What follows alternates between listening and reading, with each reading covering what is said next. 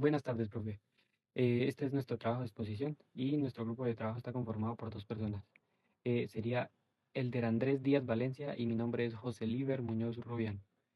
Eh, el personaje que vamos a analizar se llama Wade Wilson, más conocido como Deadpool, y la película que vamos a analizar es Deadpool y Wolverine o Deadpool 3. Eh, para esto, analizando el libro y la película, vimos que el trastorno que le queda a Deadpool es trastorno de personalidad antisocial.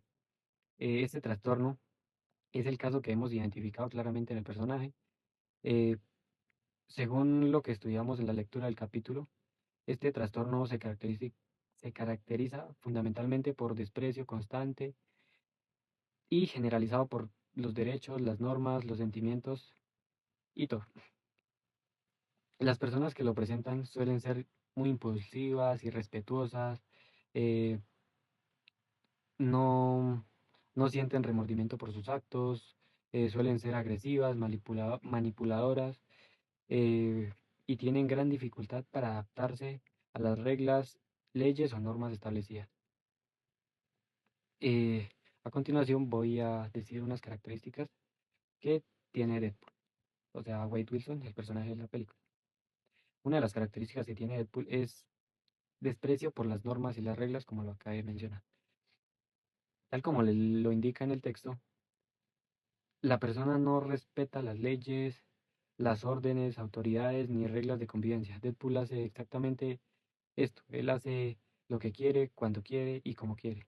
No obedece a nadie, rompe incluso las reglas de la propia historia, hablando directamente con el público. O sea, él rompe la cuarta pared. Algo que, digamos, en ninguna otra película se ha visto y que no es muy común. Otra de las características que tiene Deadpool es la impulsividad y la falta de planificación. En el libro señala que actúan sin pensar las personas que tienen este trastorno. Actúan sin pensar y no miden las consecuencias a futuro ni los riesgos. En la película lo vemos casi todo el tiempo.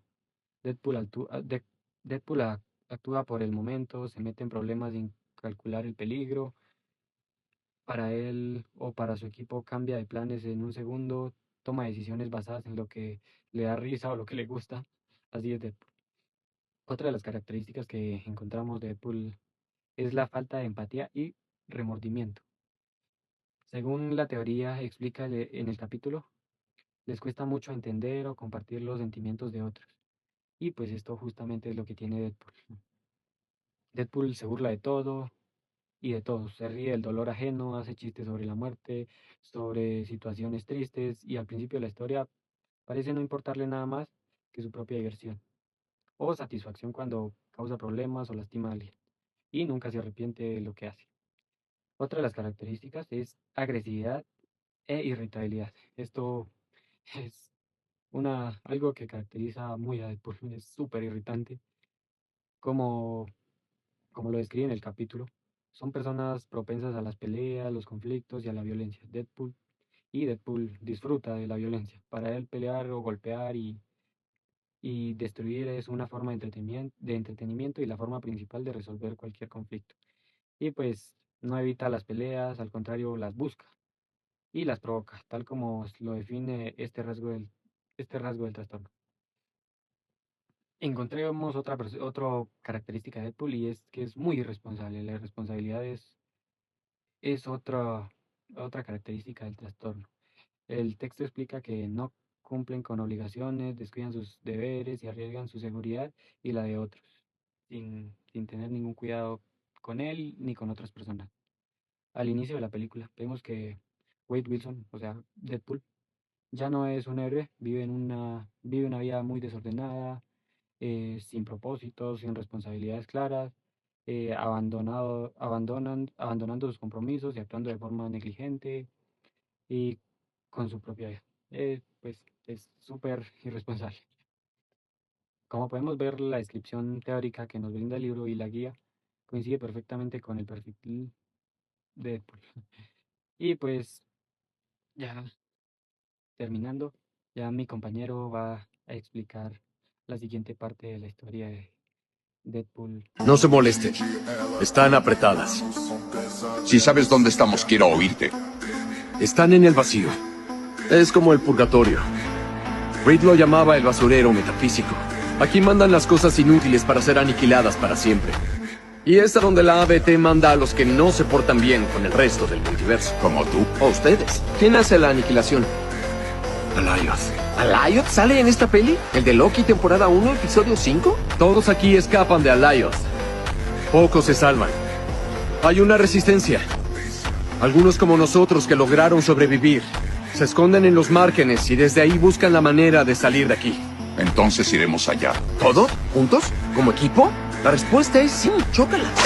¡Cabrón! ¡Me cortaste! ¡Si te llevas mi dedo con tus navajas! Esos otros pueden regresarnos a la BT para arreglar las cosas. ¿Qué te divierte, papi? Solo que a ella no le va a aparecer. ¿Quién es ella? En el vacío. O eres comida para Alioth, o trabajas para ella. Continúa, Johnny. Y yo les diré quién es ella. Cassandra Nova, una megalómana psicótica pendeja. Una repugnante, retorcida cucaracha panteonera mal cogida chupahuevos. Les diré qué opino de ella. Tú síguele. Puede besarme justo en el cortachurros y arder en el infierno de las alopésicas culeras. Es más, me vale madre si me arranca toda la piel y me hace explotar como un globo lleno de vísceras. Si lo último que hago en esta miserable y puta existencia es incinerar a esa malparida, aún no estaré satisfecho. Te la mamaste, Johnny, estás loco. Ya oíste, güey. No estaré satisfecho hasta haberme meado en su cadáver rostizado y haberme cogido sus restos carbonizados. Mientras mastico los huevos de Juggernaut. Wow. Y se lo digo en su cara. Ok.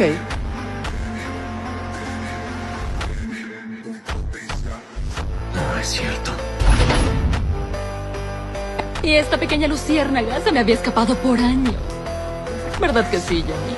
Johnny nos contó todo sobre ti. Mejor cierra la boca. Sí, solo estamos hablando.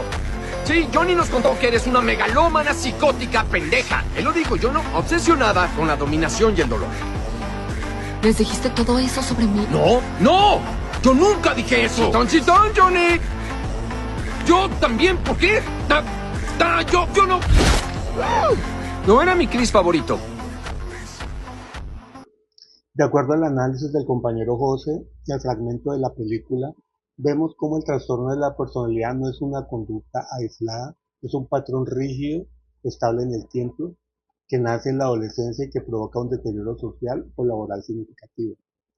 Al observar a Deadpool, no vemos simplemente a un mercenario ocurrente, vemos a un individuo que encaja casi perfectamente en el grupo B o clúster dramático inestable. Su perfil es un modelo híbrido donde la violencia externa del antisocial choca con la vulnerabilidad interna del límite. Todo esto bajo el peso de un trauma catastrófico. Comencemos por lo que todos vemos en la película, su conducta. Deadpool presenta un trastorno de la personalidad antisocial que define cómo interactúa con el mundo. Según los criterios que Morrison, el TPA se caracteriza por un desprecio crónico hacia los derechos de los demás y las normas sociales. En Deadpool esto es evidente incluso antes de su transformación. Su carrera como mercenario a sueldo no es solo un trabajo, es la manifestación de un individuo que utiliza la violencia letal sin remordimientos morales visibles. Morrison destaca la impulsividad como un rasgo clave. Deadpool no es un estratega meticuloso, sus ataques suelen ser caóticos, guiados por la venganza inmediata o el estímulo del momento. Pero quizá lo más llamativo desde el punto de vista clínico es su ausencia de remordimiento. Lo que para la audiencia es un humor negro en una escena de acción, para la clínica es una indiferencia absoluta, por lo que vemos su diversión al lastimar, mutilar o matar. Deadpool no solo rompe la ley, disfruta del caos que genera, un síntoma particular de la personalidad antisocial. Sin embargo, si nos quedáramos solo con el diagnóstico antisocial, nos faltaría la mitad de la historia. Lo que motiva a Deadpool, lo que lo hace sufrir, pertenece al trastorno de la personalidad límite. Morrison explica que el núcleo del trastorno de la personalidad límite es el esfuerzo frenético por evitar el abandono, ya sea real o imaginario. Todo el trauma de su origen se dispara por ese miedo. Deadpool no puede soportar que Vanessa, su novia, lo vea desfigurado y lo rechaza.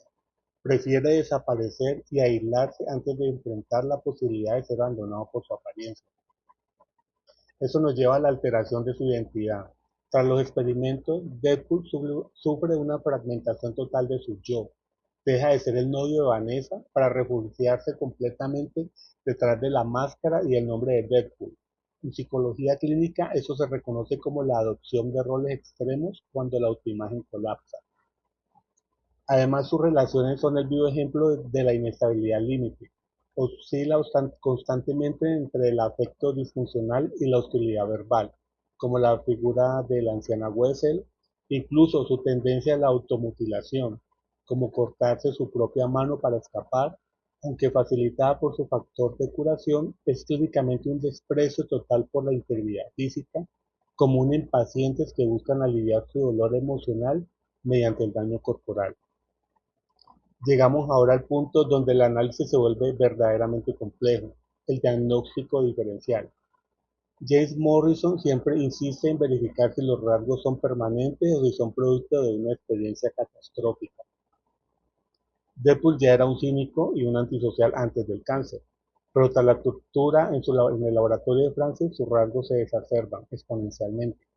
Clínicamente, Deadpool no es solo un trastorno de personalidad, es un caso de modificación duradera de la personalidad tras una experiencia catastrófica.